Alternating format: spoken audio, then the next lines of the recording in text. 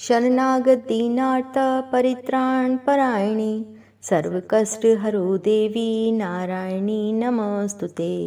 जय माता दी। आप सबका हमारे चैनल पर बहुत बहुत स्वागत है। आप सभी को नवरात्रि की ढेर सारी शुभकामनाएं।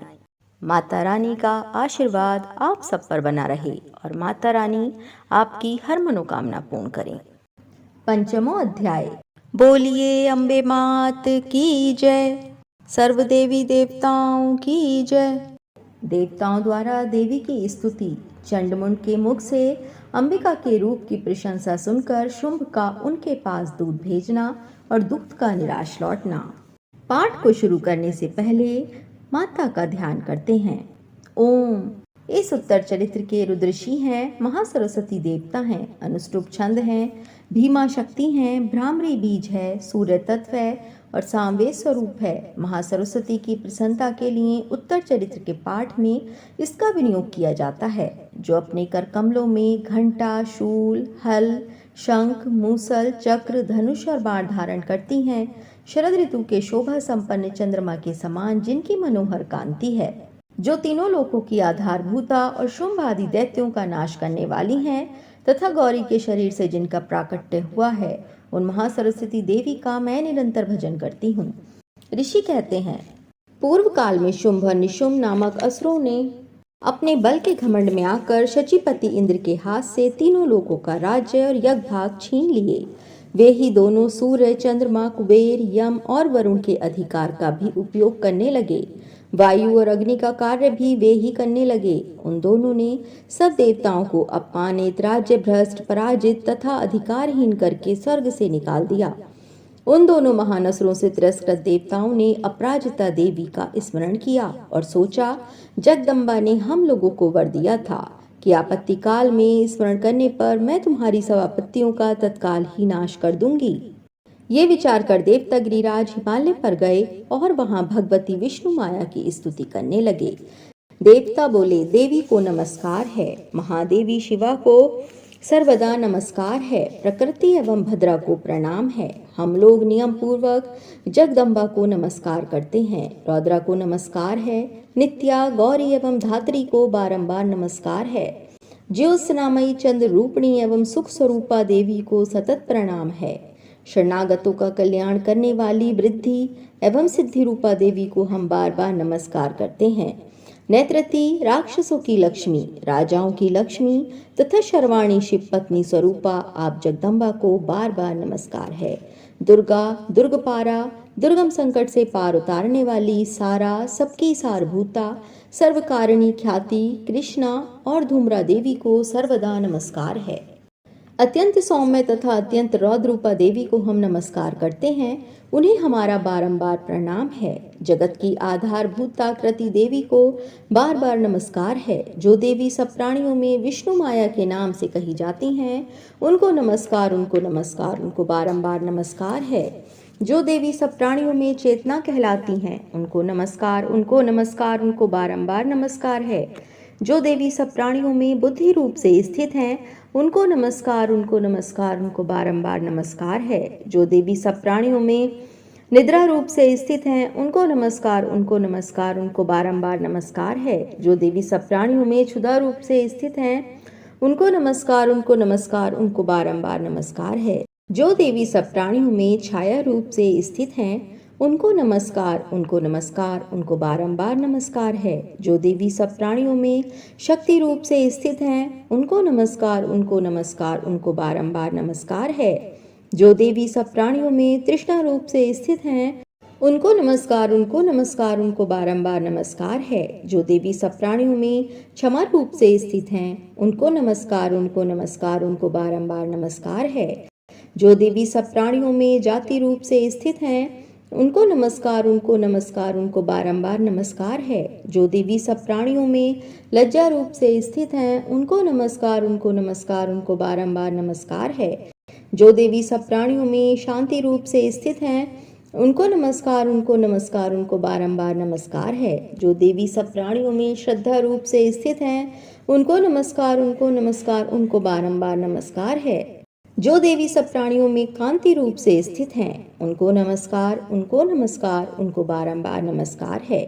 जो देवी सब प्राणियों में लक्ष्मी रूप से स्थित हैं, उनको नमस्कार, उनको नमस्कार, उनको बारंबार नमस्कार है। जो देवी सब प्राणियों में वृत्ति रूप से स्थित हैं, उनको नमस्कार, उनको नमस्कार, उनको बारंबार नमस्कार है।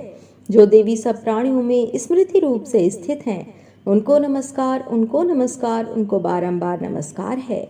जो देवी सब प्राणियों में दया रूप से स्थित हैं, उनको नमस्कार, उनको नमस्कार, उनको बारंबार नमस्कार है। जो देवी सब प्राणियों में तुष्टि रूप से स्थित हैं, उनको नमस्कार, उनको नमस्कार, उनको बारंबार नमस्कार है। जो देवी सब प्राणियों में माता रूप से स्थित हैं, उनको नमस्कार, उनको नमस्कार, उनको बारंबार नमस्कार है। जो देवी सब प्राणियों में भ्रांति रूप से स्थित हैं, उनको नमस्कार, उनको नमस्कार, उनको बारंबार नमस्कार है। जो जीवों के इंद्रिय वर्ग की अधिष्ठात्री देवी एवं सब प्राणियों में सदा व्याप्त रहने वाली हैं, उन व्याप्ति देवी को बारंबार नमस्कार है। जो देवी चैतन्य रूप से इस संपूर्ण जगत को व्याप्त करके स्थित हैं, उनको नमस्कार, उनको नमस्कार, उनको बारंबार नमस्कार है। पूर्व काल में अपने अभीष्ट की प्राप्ति होने से देवताओं ने जिनकी स्तुति की तथा देवराज इंद्र ने बहुत दिनों तक जिनका सेवन किया, वह कल्याण की साधन भूता ईश्वरी हमारा कल्याण और मंगल करें तथा हमारी सारी आपत्तियों का नाश कर डालें। उद्धट दैत्यों से सताए हुए हम सभी देवता जिन परमेश्वरी को इस समय नमस्कार करते हैं तथा जो भक्ति से विनम्र पुरुषों द्वारा स्मरण की जाने पर तत्काल ही संपूर्ण विपत्तियों का नाश कर देती हैं, वे जगदम्बा हमारा संकट दूर करें। ऋषि कहते हैं, राजन, इस प्रकार जब देवता स्तुति कर रहे थे, उस समय पार्वती देवी गंगा जी के जल में स्नान करने के लिए वहां आईं। उन सुंदर भावों वाली भगवती ने देवताओं से पूछा, आप लोग यहाँ किसकी स्तुति करते हैं? तब उन्हीं के शरीर कोश से प्रकट हुई शिवा देवी बोली, शुंभ दैत्य से तिरस्कृत और युद्ध में निशुंभ से पराजित हो यहाँ एकत्रित हुए ये समस्त देवता मेरी ही स्तुति कर रहे हैं। पार्वती जी के शरीर कोश से अंबिका का प्रादुर्भाव हुआ था, इसलिए वे समस्त लोकों में कौशिकी कही जाती हैं। कौशिकी के प्रकट होने के बाद पार्वती देवी का शरीर काले रंग का हो गया, अतः वे हिमालय पर रहने वाली कालिका देवी के नाम से विख्यात हुईं। तदंतर शुंभ निशुंभ के भ्राते चंड मुंड वहां आए और उन्होंने परम मनोहर रूप धारण करने वाली अंबिका देवी को देखा। फिर वे शुंभ के पास जाकर बोले, महाराज, एक अत्यंत मनोहर स्त्री है जो अपनी दिव्य कांति से हिमालय को प्रकाशित कर रही है। वैसा उत्तम रूप कहीं किसी ने भी नहीं देखा होगा। असुरेश्वर, पता लगाइए वह देवी कौन है और उसे ले लीजिए। स्त्रियों में तो वह रत्न है, उसका प्रत्येक अंग बहुत ही सुंदर है तथा वह अपने श्री अंगों की प्रभा से संपूर्ण दिशाओं में प्रकाश फैला रही है। दैत्यराज, अभी वह हिमालय पर ही मौजूद है, आप उसे देख सकते हैं। प्रभो, तीनों लोकों में मणि, हाथी और घोड़े आदि जितने भी रत्न हैं, वे सब इस समय आपके घर में शोभा पाते हैं। हाथियों में रत्नभूत ऐरावत, ये पारिजात का वृक्ष और ये उच्चैःश्रवा घोड़ा, ये सब आपने इंद्र से ले लिया है। हंसों से जुता हुआ ये विमान भी आपके आंगन में शोभा पाता है। ये रत्नभूत अद्भुत विमान जो पहले ब्रह्मा जी के पास था, अब आपके यहाँ लाया गया है। ये महापद नामक निधि आप कुबेर से छीन कर ले आए हैं। समुद्र ने भी आपको किंजलकिनी नाम की माला भेंट की है जो केसरों से सुशोभित है और जिसके कमल कभी कुम्हलाते नहीं हैं। स्वर्ण की वर्षा करने वाला वरुण का छत्र भी आपके घर में शोभा पाता है तथा ये श्रेष्ठ रथ जो पहले प्रजापति के अधिकार में था, अब आपके पास मौजूद है। दैतेश्वर, मृत्यु की उत्क्रांतिदा नाम वाली शक्ति भी आपने छीन ली है तथा वरुण का पाश और समुद्र में होने वाले सब प्रकार के रत्न आपके भाई निशुंभ के अधिकार में हैं। अग्नि ने भी स्वतः शुद्ध किए हुए 2 वस्त्र आपकी सेवा में अर्पित किए हैं। दैत्यराज, इस प्रकार सभी रत्न आपने एकत्र कर लिए हैं। फिर जो ये स्त्रियों में रत्न रूप कल्याणमयी देवी हैं, इसे आप क्यों नहीं अपने अधिकार में ले कर लेते? ऋषि कहते हैं, चंडमुंड का ये वचन सुनकर शुंभ ने महादैत्य सुग्रीव को दूत बनाकर देवी के पास भेजा और कहा, तुम मेरी आज्ञा से उसके सामने ये बातें कहना और ऐसा उपाय करना जिससे प्रसन्न होकर वह शीघ्र ही यहाँ आ जाए। वह दूत पर्वत के अत्यंत रमणीय प्रदेश में जहाँ देवी मौजूद थीं गया और मधुर वाणी में कोमल वचन बोला। दूत बोला, देवी, दैत्यराज शुंभ इस समय तीनों लोगों के परमेश्वर हैं। मैं उन्हीं का भेजा हुआ दूत हूँ और यहाँ तुम्हारे ही पास आया हूँ। उनकी आज्ञा सदा सब देवता एक स्वर से मांगते हैं, कोई भी उसका उल्लंघन नहीं कर सकता। वे संपूर्ण देवताओं को परास्त कर चुके हैं। उन्होंने तुम्हारे लिए जो संदेश दिया है उसे सुनो।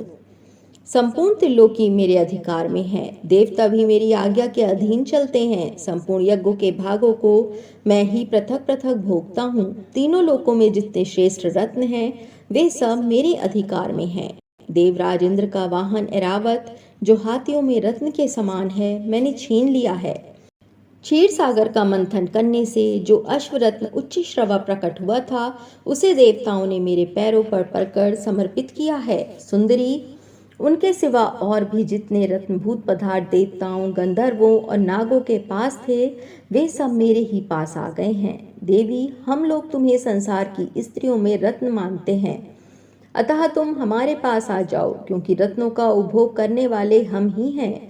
चंचल कटाक्षों वाली सुंदरी, तुम मेरे या मेरे भाई महापराक्रमी निशुंभ की सेवा में आ जाओ, क्योंकि तुम रत्न स्वरूपा हो। मेरा वरण करने से तुम्हें तुलना रहित महान ऐश्वर्य की प्राप्ति होगी।